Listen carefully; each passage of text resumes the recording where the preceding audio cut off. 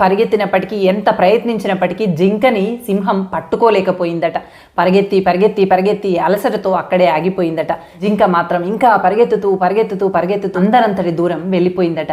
ఇదంతా దూరం నుంచి గమనిస్తున్నటువంటి మరో జింక ఈ జింక దగ్గరికి వచ్చి అడిగిందట, అరే అంత ధైర్యంగా ఎలా పరిగెత్తావు, అసలు సింహం చేతికి చిక్కిపోయావు అనుకున్నాను, ఇంకా నీ జీవితం అయిపోయింది అనుకున్నాను, కానీ నువ్వు ఎలా పరిగెత్తావో తెలుసా, అసలు నిన్ను పట్టుకోవటం ఎవ్వరి తరము కాదు అన్నంత వేగంగా పరిగెత్తావు, నిజంగా అంతలా పరిగెత్తడం ఎక్కడ నేర్చుకున్నావు, ఎలా నేర్చుకున్నావు అని చెప్పి మరో జింక ఈ జింకని అడిగిందట. అప్పుడు జింక చెప్పినటువంటి సమాధానం ఏంటో తెలుసా, సింహాంది ఆకలి మాత్రమే, ఆకలి కోసమే సింహం అంతలా కృషి చేసి అంత పట్టుదలతో అంత నమ్మకంగా పరిగెత్తుతుంది. మరి నాది ఆకలి కాదు, ప్రాణం. మరి నా ప్రాణం కోసం నేను ఎంత శ్రమించాలి, ఎంత పట్టుదలతో ఎంత నమ్మకంతో పరిగెత్తాలి. కేవలం ఒక్క పూట ఆకలి తీర్చుకోవటానికే సింహం అంతలా కష్టపడుతుంది.